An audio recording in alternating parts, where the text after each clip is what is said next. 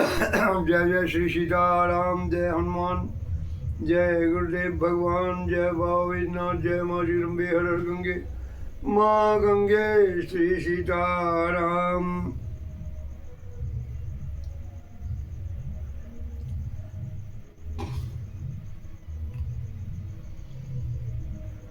यह समस्त कथा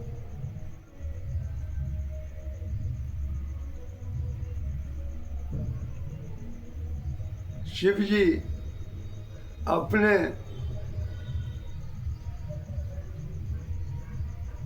शिवत्व काल के समीक्षा की है।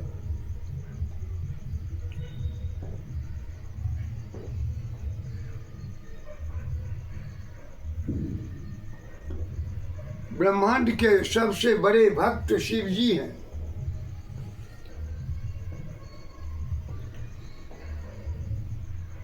भक्त की तो वही परिभाषा है जो सबको प्रिय लगे, वही तो शिव है। जो सबका कल्याण करे वही तो शिव है। राक्षस भी प्रिय, देवता भी प्रिय और सभी भक्त भी प्रिय, सभी जीव प्रिय।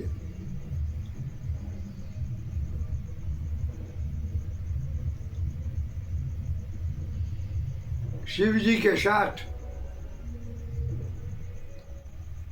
एक जगह बाघ, बैल, मूस, मयूर, सर्प,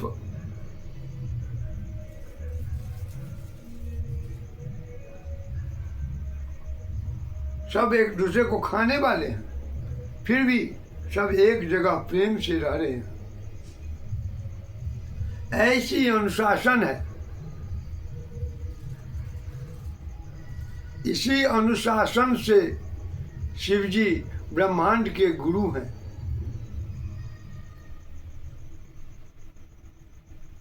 जो कोई कहते हैं हम शिव जी की पूजा कर रहे हैं, वो अपने को पहचान लें। उनमें यदि अनुशासन नहीं है तो शिव जी की पूजा नहीं करते। अनुशासन है तो शिव जी की पूजा करते हैं। शिव जी अनुशासन के बड़े प्रेमी हैं। बोलिए एक बार शंकर भगवान की जय। और साक्षात शिव ही हनुमान बने हैं। इसीलिए आज हम लोग का सौभाग्य है जो श्री सीताराम जी श्रोता बन के इस कथा को सुनते हैं।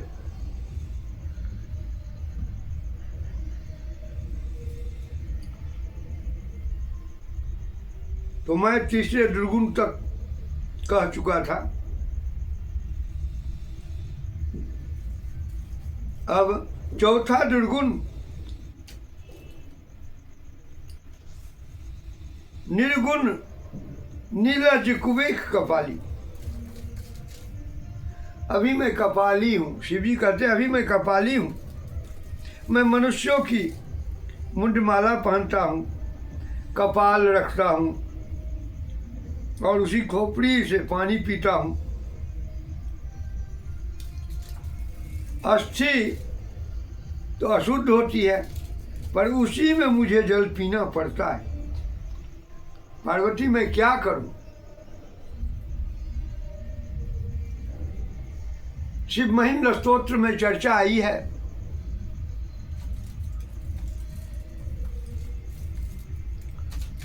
महोक्ष खटमांगं परशुर जिनं भस्म फानिनः कपालं चेति तव वरदतन्त्रोपकरणं सुरास्तां ताम्रिधिं दधति तु भवद्भ्रूप्रणीतां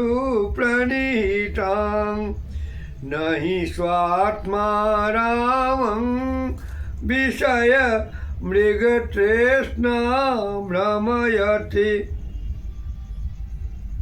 ये शिव महेंद्र का 8वां श्लोक है। कहते हैं भोलेनाथ पार्वती मेरे पास क्या है बताओ।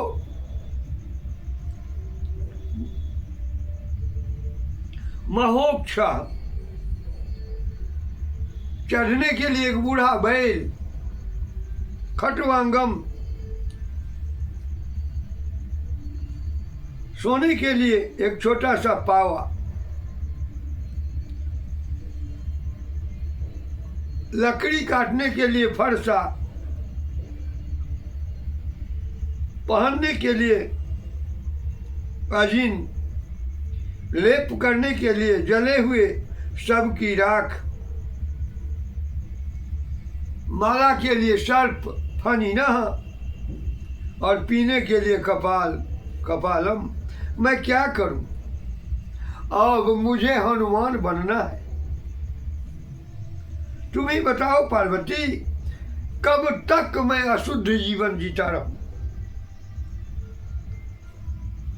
हनुमान बनकर थोड़ा तो आनंद कर लूं। जब हनुमान बन जाऊंगा तो मुझे कपाल नहीं कमंडल मिल जाएगा, क्योंकि साधु के साथ कमंडल ही होता है। हनुमान जी को तो काल ने भी कमंडल ही दिया। मांगा जल कहीं दीन कमंडल, कह कपी नहीं अघाऊं थोड़े जल। इसलिए अब मैं हनुमान बनूंगा, हर ते भे हनुमान। 5वां दुर्गुण है अकुल। पार्वती सप्तर्षियों ने मुझे अकुल कहा कि इनका कोई कुल नहीं है। निर्गुण नीलज कुवेख कपाली अकुल अगेह दिगंबर ब्याज। वास्तव में मेरा कोई कुल नहीं है। अब मैं कुलीन बनूंगा और हनुमान बने। ब्राह्मण कुल में जन्म हुआ, उनके पिता भी अपवित्र नहीं हैं। यहाँ शंका नहीं करते क्योंकि ये शंकर हैं, शंकर नहीं है। अर्थात तालव्य 100 ऊपर अनुस्वार को र, ये शंकर है। कौन शंकर कहे नहीं है? तो दंत 100 ऊपर अनुस्वार को र, वो शंकर नहीं है। हनुमान जी शंकर हैं, वर्ण शंकर नहीं है। केसरी हनुमान जी के पिता हैं और पवन के संकल्प से हनुमान जी का जन्म होगा। यहाँ भी शंका नहीं करनी चाहिए। पाप तो उसके स्पर्श से लगता है जिसका रूप नहीं होता है।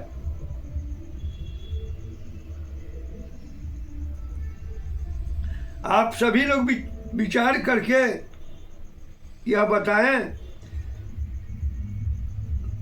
कि ऐसा कौन सा व्यक्ति है जिसको पवन नहीं छूता। पवन तो सबको ही छूता है, सभी माताओं को पवन छूता है। यदि पवन नहीं छुएगा तब तो अनर्थ हो जाएगा। यदि वायु की कृपा न हो, पवन का स्पर्श न हो, यहां तक यदि वायु में संकोच हो तो सांस घुटने लगती है। यदि वायु का दबाव न हो तो बालक का जन्म भी नहीं होता। आप देखते होंगे कि जब जन्म देने के पहले माँ मर जाती है तो बालक जन्म नहीं ले पाता है। सभी माताओं को वायु रोकता है तो वो अशुद्ध हो गई। इसका निर्णय कौन करेगा बताओ? रूप रहित स्पर्श वायु। गीता जी में भगवान श्री कृष्ण जी कहते हैं कि सबसे पवित्र पवन होता है। पवनः पवतामस्मि। उन पवन देवता के संकल्प से हनुमान जी का जन्म हो रहा है। अंजना जी ने पवन देव से कहा कि मैं आपको शाप दूंगी, आपने मुझे स्पर्श किया। पवन देव ने कहा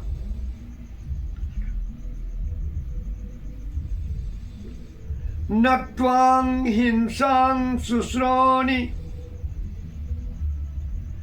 मैं आपकी हिंसा नहीं कर रहा हूं, मेरे स्पर्श से आप अशुद्ध नहीं हुई हैं। ऐसी कौन महिला है जिसका स्पर्श मैं नहीं करता? अर्थात मैं तो सबका स्पर्श करता हूं और उनके पति भी स्पर्श करते हैं, दो दो स्पर्श हो जाते हैं और यहां तो मैं ही स्पर्श कर रहा हूं। मेरे मन में कोई दोष नहीं है। आपके यहाँ निर्विकार बालक का जन्म होगा, इसीलिए अंजनी पुत्र पवन सुत नामा। सोचिए, इतना सुंदर कुल, पवन देवता का स्पर्श, वानर श्रेष्ठ केसरी की रानी, गौतम और अहल्या की पुत्री अंजना हनुमान जी की माता है। अहल्या का जब इंद्र के साथ संपर्क हुआ था तब अंजना ने हंसी उड़ाई थी। अहल्या जी ने कहा कि इसका तुमको शाप लगेगा। तब अंजना जी ने कहा था कि आप शाप देखकर देखिए, मुझको शाप लगेगा ही नहीं।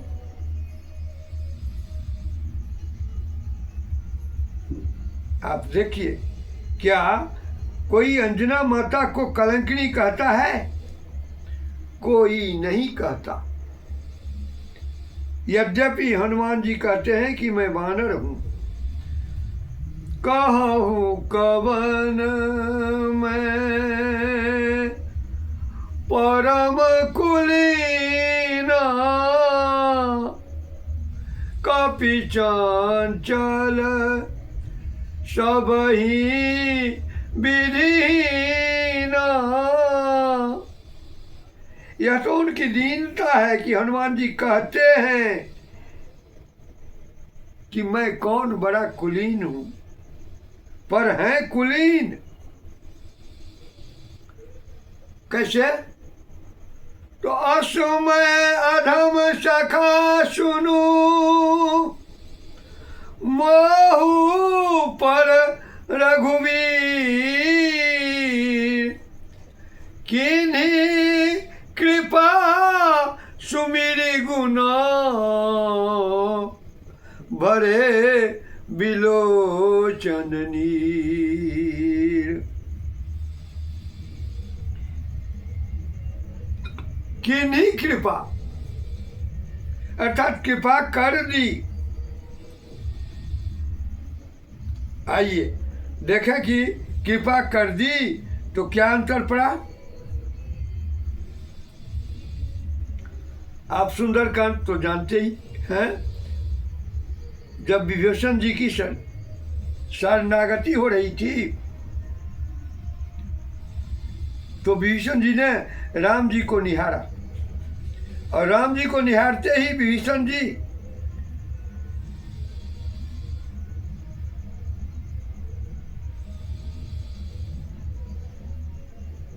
आंख, विभीषण जी के आंख में अश्रुपात हो गई।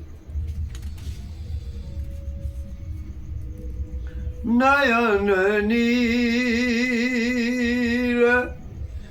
पुलकित अति गाता,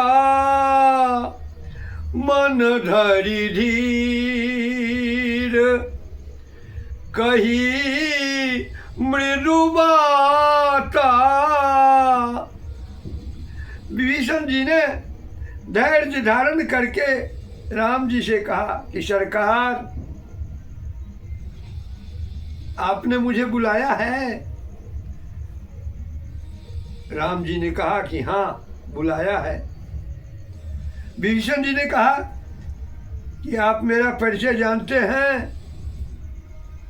राम जी ने कहा मैं जानता हूं और जानकर ही आपको बुलाया है। विभीषण ने कहा कि आप अपनी प्रतिज्ञा भी जानते हैं कि आपने तो प्रतिज्ञाएं की हैं। मुनियों के सामने आपने भुजा उठाकर राक्षसों के नाश करने की प्रतिज्ञा की।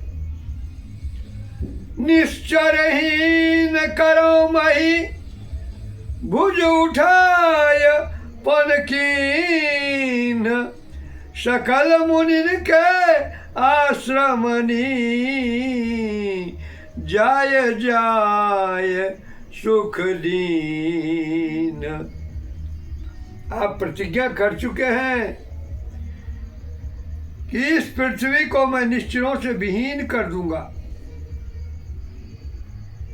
दूसरी प्रतिज्ञा आपने जटायु के समक्ष की है। सीता हरण तात जनी कहु पिता सन जाए, जो मैं राम तो कुल सहित कहीं दशानन आए। जटायु से आपने कहा था कि तात, मेरे पूर्व पिता दशरथ जी से सीता हरण वाली घटना मत कहिएगा। यदि मैं राम हूं तो रावण ही मेरे सामने आकर पहले मेरे बाणों से मारा जाएगा, फिर मेरे सामने आकर मुझसे संदेश लेकर रावण स्वयं कुल सहित जाकर कहेगा। विभीषण जी ने राम जी से कहा, इसका अर्थ यह है कि आपने राक्षसों के वध की प्रतिज्ञा की है और परिवार सहित रावण के वध की भी प्रतिज्ञा की है। भगवान ने कहा कि हाँ, ये प्रतिज्ञाएं मैंने निश्चित रूप से की है। तो विभीषण ने राम जी से कहा कि तब आपने मुझे क्यों बुलाया है? मैं निश्चर हूं और रावण का भाई भी हूं। नाथ दशानन कर में भ्राता,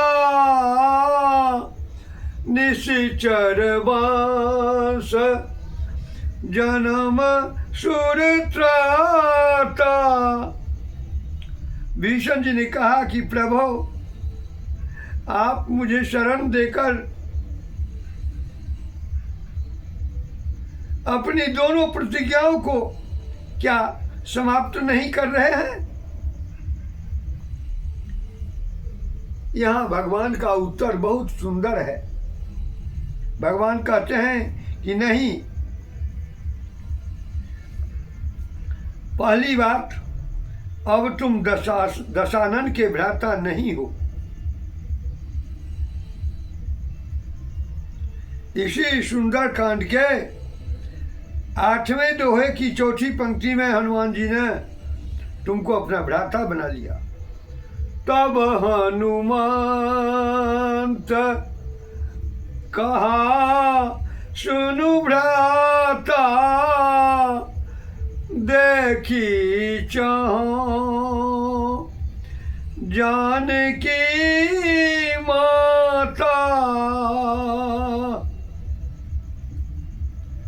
अब तुम दशानन के भ्राता नहीं, हनुमान जी के भैया हो। और हनुमान जी मेरे पांचवें भैया हैं। सभी जानते हैं कि कैकई को जो हव्य दिया जा रहा था उसका एक भाग चील ले गई थी और अंजना ने उसी को खाकर गर्भ धारण किया था। इसीलिए हनुमान चालीसा में राम जी हनुमान जी को भरत के समान भाई कहते हैं। रघुपति की बहुत बड़ाई, तुम मम प्रिय भरत सम भाई। राम जी कहते हैं विभीषण अब तुम हनुमान जी के भ्राता हो और हनुमान जी निश्चर कुल में नहीं जन्मे हैं। उनका कुल तो अब इस प्रकार से दिनकर कुल हो गया है। हनुमान जी मेरे बेटे हैं। सोनु सुत तो ही उड़ीन में नाही, देखूं करी विचार मन माही। जब हनुमान जी मेरे भाई हैं, मेरे पुत्र हैं, तो उनका वंश भी दिनकर वंश ही हो गया। इसीलिए हे विभीषण, तुमको शरणागति देकर मैंने अपने प्रतिज्ञाओं का उल्लंघन नहीं किया है, क्योंकि न तो तुम अब रावण के भाई हो और न ही तुम्हारा अब निश्चर वंश है। अब तो तुम हनुमान जी के भाई हो और तुम्हारा वंश भी दिनकर वंश है।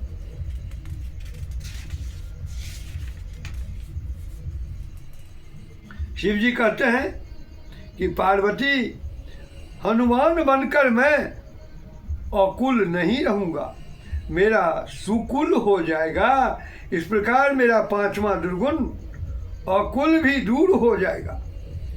इसीलिए हर ते भे हनुमान, निर्गुण नीलज कुबेख कपाली, अकुल अगेह दिगंबर ब्याली। पार्वती, सप्तर्षियों द्वारा कहे गए दुर्गुणों में छठा दुर्गुण है अगेह। मेरे पास कोई घर नहीं है, पर जब हनुमान बन जाऊंगा तो मेरे बहुत मंदिर बन जाएंगे। इतने मंदिर हनुमान जी के बन जाएंगे कि जितने मंदिर और किसी के नहीं होंगे। दूसरी बात, जब राम जी मेरे पिता होंगे तो राम जी का घर ही मेरा घर होगा। राम पंचायतन में हनुमान जी सदैव रहते हैं। अब तो राम जी का घर ही मेरा घर होगा। राम दुआरे तुम रखवारे, होत न आज्ञा बिनु पैसारे। पार्वती, मेरा सातवां दुर्गुण बताया गया दिगंबर, अकुल अगेह दिगंबर ब्याली। शिव जी कहते हैं कि पार्वती, मैं दिगंबर हूं, मेरे पास कोई वस्त्र नहीं है। कुमार संभवम में शिव जी ब्रह्मचारी के वेश में आकर पार्वती जी की परीक्षा लेते हैं और कहते हैं, वपुर विरूपाक्षमल अक्ष जन्मता, दिगंबरत्वेन निवेदितं वसु वरेषु यद बालमृगाक्षमृग्यते किमस्ति तद व्यस्तम पितृलोचन। बौर में जो भी गुण चाहिए उनमें से एक भी गुण शिव जी में नहीं है। जब स्वयं इनके पास वस्त्र नहीं तो ये तुमको कैसे साड़ी पहनाएंगे? पार्वती, जब मैं हनुमान बन जाऊंगा तो दिगंबर नहीं रहूंगा, तब तो राम जी का ओढ़ा हुआ पीतांबर ही मुझ हनुमान का वस्त्र होगा और दिगंबर से पीतांबर बन जाऊंगा। इसलिए भी हरते भे हनुमान। अब शिव जी का 8वां दुर्गुण ब्याली है। शिव जी कहते हैं कि यहाँ तो मैं ब्याली हूँ, सांप को हार बनाकर रखा है। कर्पूर गौरं करुणावतारं संसार सारं भुजगेंद्रहारं। अभी तो मैं भुजगेंद्रहार हूँ, सांप को मैं पहनता हूँ, सांप ही मेरा हार है। जस्यो रस ब्याल रात। जब हनुमान बन जाऊंगा तो मेरे गले में तुलसी की माला आ जाएगी। देखिए, वो कथा दूसरी है जो हनुमान जी ने हृदय फाड़ कर दिखाया था, पर वाल्मीकि रामायण में कथा बहुत अच्छी है और उसमें यह वर्णन आता है कि जब राम जी रावण को जीतकर अयोध्या लौटकर आ जाते हैं तो उनका राज्याभिषेक होता है और इस अवसर पर राम जी सबको कुछ न कुछ देते हैं। रघुनाथ जी ने सोचा कि सीता जी को क्या दूं, तब तो वायु देवता हार लाए थे, अब वही उन्होंने सीता जी को दे दिया। सीता जी ने सोचा कि मैं अपने लाला हनुमान जी को क्या दूं। राम जी ने कहा, सीते आप स्वतंत्र हैं,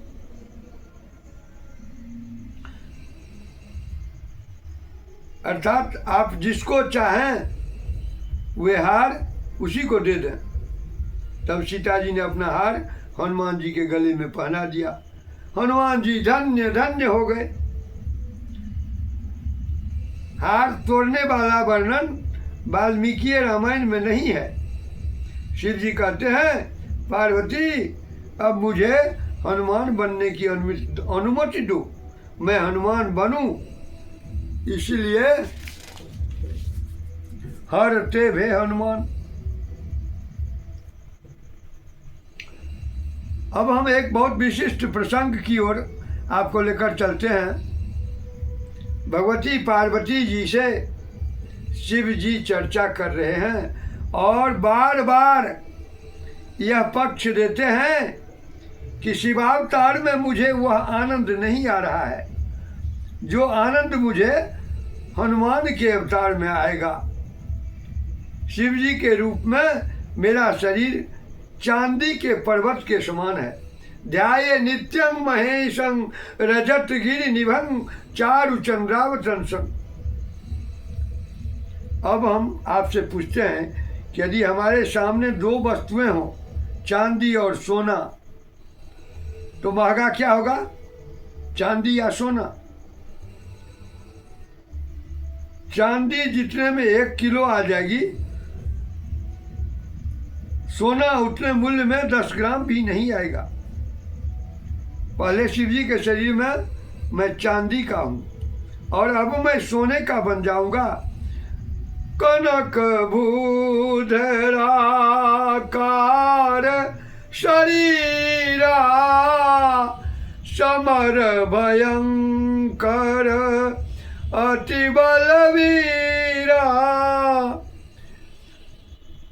मुझे स्वर्ण शैल संकाश बनना है, इसीलिए मुझे हनुमान बनना है। अतएव हरते भे हनुमान। स्वर्ण शरीर आपको क्यों बनना है? शिव जी से पार्वती जी ने प्रश्न किया।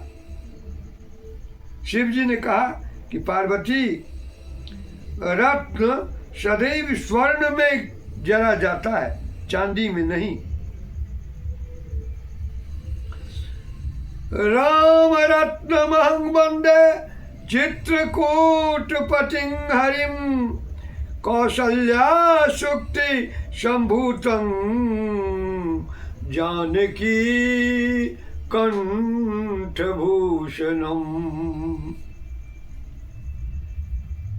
राम जी एक नीलम रत्न है जो कौशल्या रूप सुक्ति में उत्पन्न हुए हैं और जानकी जी के कंठ के आभूषण हैं। और नीलम जो जला जाएगा वो सोने में जला जाएगा। मेरे हृदय में अभी राम जी रहते हैं, पर कभी कभी चले भी जाते हैं, क्योंकि चांदी में रत्न को जला नहीं जा सकता। पर जब मैं हनुमान बनूंगा तब मैं अपने सोने के शरीर के हृदय में राम रूप नीलम रत्न को जड़ लूंगा। प्रणमो पवन कुमार खलवन पावक ज्ञान घन जासु हृदय आगार बसही राम सर चाप धरा। इसीलिए पार्वती मुझे सोने का बनना है। हर ते भे हनुमान। हर है चांदी के और हनुमान है सोने के। मुझे सोने का बनना है और सोने का बनने के लिए मुझे हनुमान बनना है। तीसरी बात बहुत अच्छी है पार्वती, मेरा स्वर्ण का बनना बहुत आवश्यक है, क्योंकि स्वर्ण ही ऐसा होता है जो अग्नि में जाकर भी नष्ट नहीं होता है, प्रत्युत और अधिक चमक जाता है। मुझे रावण की लंका जलानी है और रावण की लंका जलाने के लिए यदि मैं चांदी का शरीर रखूंगा तो वह जल जाएगा। स्वर्ण को अग्नि नहीं जला पाता, क्योंकि अग्निरपत्यं प्रथमं हिरण्यम। अग्नि का प्रथम बेटा सोना होता है, इसलिए बाप बेटे को नहीं जला सकता। अतः अग्नि मेरे शरीर को नहीं जला सकेगा। रावण की लंका जलाने के लिए मेरा स्वर्ण का शरीर आवश्यक है और लंका जलाने के पश्चात भी मेरा स्वस्थ रहना आवश्यक है। इसीलिए मुझे स्वर्ण का बनना है। हर ते भे हनुमान। तीसरी बात, बेटा वही अच्छा होता है जो अपनी माँ के रूप का हो, और मेरी माँ सीता जी स्वर्ण बनना है। मैं चांदी का रहूंगा तो अच्छा नहीं लगेगा। अतः मुझको भी अपनी माँ के समान स्वर्ण के वर्ण का होना है। इसीलिए हर ते भे हनुमान।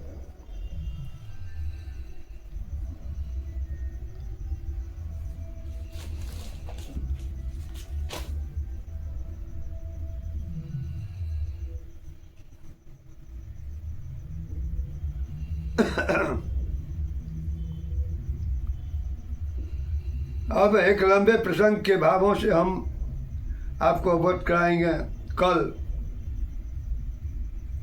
इसलिए सीताराम हनुमान, सीताराम हनुमान, सीताराम हनुमान, सीताराम हनुमान, सीताराम हनुमान, सीताराम हनुमान, सीताराम हनुमान, सीताराम हनुमान।